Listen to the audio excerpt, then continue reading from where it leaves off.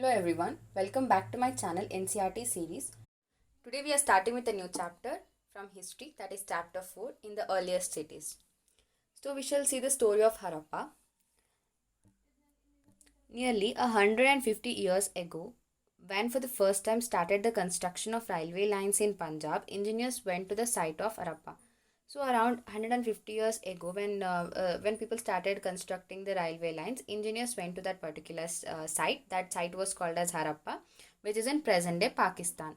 And for engineers, that site looked like a rich source of ready-made high-quality bricks.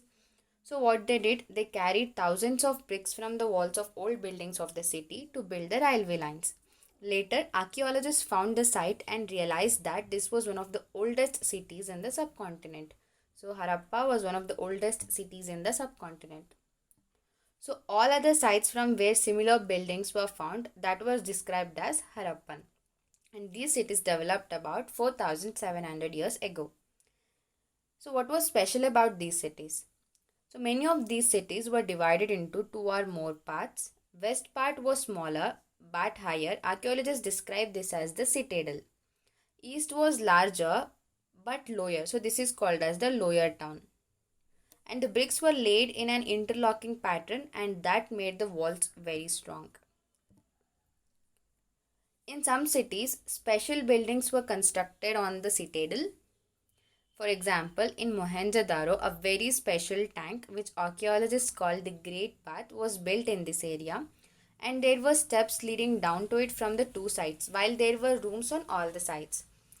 So important people took a deep bath in this tank on special occasions.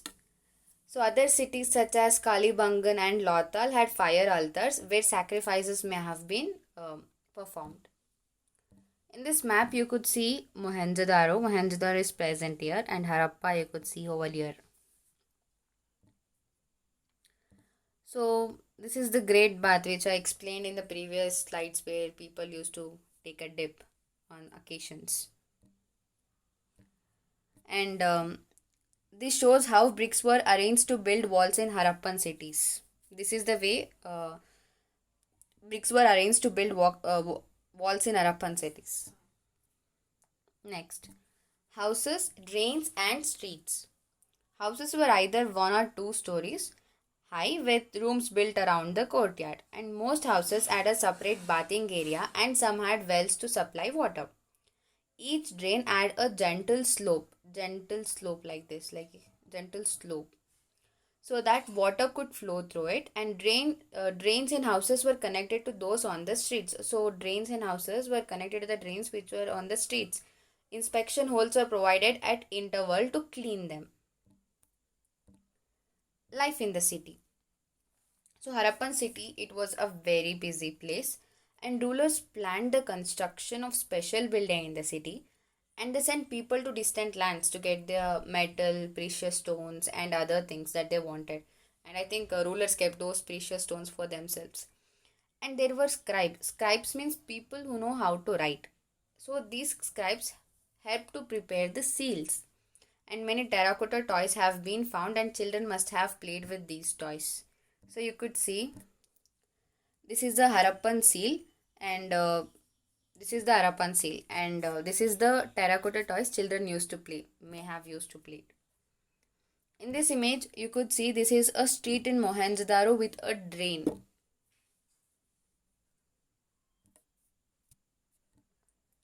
New crafts in the city. Objects that were made and found in Harappan cities. Now we shall see the objects that was made and found in Harappan cities. So most of the things that have been found by the archaeologists in Harappan cities are made up of stone, shell and metal, including copper, bronze, gold and silver. Copper and bronze, they were used to make tools, weapons, ornaments and vessels. Gold and silver were used to make ornaments and vessels. Beads, weights and blades are also found more over here, and Harappans made seals out of the stone, and these were generally rectangular and usually have an animal carved on them. I showed you the image in the previous slide. The Harappans made pots with beautiful black designs, and cotton was probably grown at Mehergarh from about 7000 years ago. Archaeologists have also found spindle owls made up of terracotta and fanes. These were used to spin thread. I'll show you. Wait, let us see about fanes. So, unlike stone or a shell that are found naturally, fanes is a material which is artificially produced. So, fanes is artificially produced, and a gum was used to shape sand or powdered quartz into an object. The objects were then glazed, resulting in a shiny, glassy surface. So, the colors of the glaze were usually blue or sea green. Then, fanes was used to make beads, bangles, earrings, and tiny vessels. Specialist. So, specialist is a person who is trained to do only one kind of work. Only one kind of work. Like, for example, cutting of a stone or polishing beads or carving seals, etc. In search of raw materials. So, what are raw materials? Substances that are either found naturally or produced by farmers or herders, and these are then processed to produce the finished goods. For example, cotton is a raw material, and the cloth from the cotton is a finished good. Harappans probably got copper from present day Rajasthan and even from Oman in West Asia. Tin mixed with copper to produce bronze. So, what is bronze? Bronze is a mixture of tin and copper and may have been bought from the present day Afghanistan and Iran. And they got gold from Karnataka and precious stones from Gujarat, Iran, and Afghanistan. So, next topic, food for people in the cities. So, people who are living in the countryside grew crops and reared animals, and these farmers and herders supplied food to the craftspersons, scribers, and rulers in the cities, and this is how people living in the cities got their food. A new tool called as a plow was needed to dig the earth for turning the soil and planting seeds. This region does not receive heavy rainfall, hence some form of irrigation may have been used. As this region does not receive heavy rainfall, water was stored and supplied to the fields when plants were growing.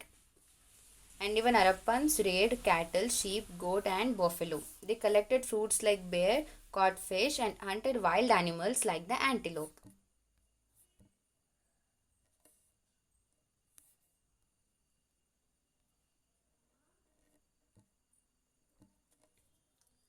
A closer look. Harappan towns in Gujarat. So the cities of Dholavira was located on the Kadir Bait in the run of Kutch.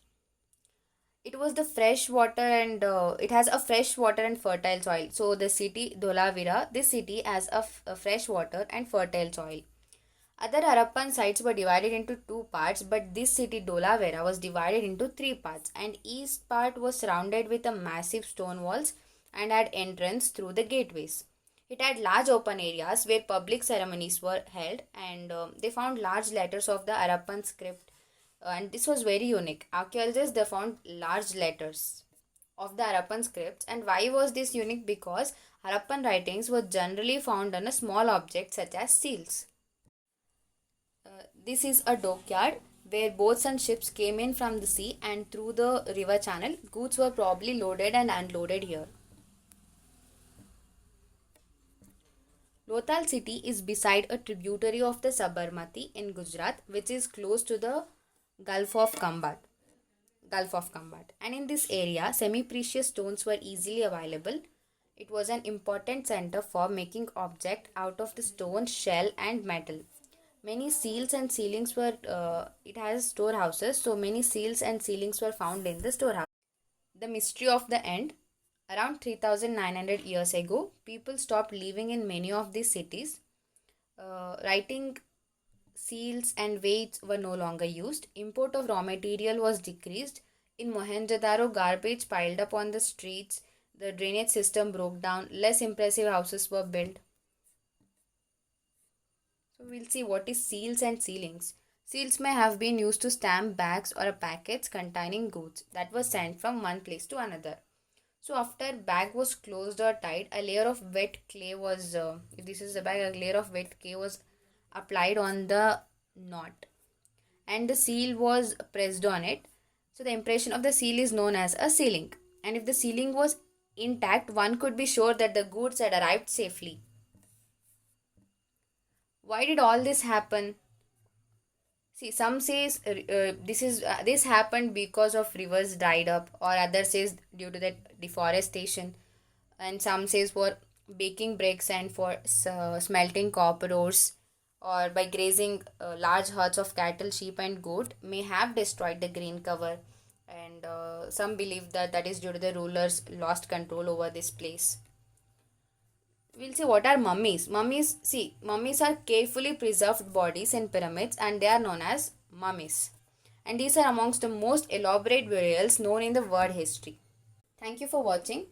Please do like, share and subscribe my channel NCRT series and do press the bell icon to get the notification as soon as I upload any of the videos. Thank you so much.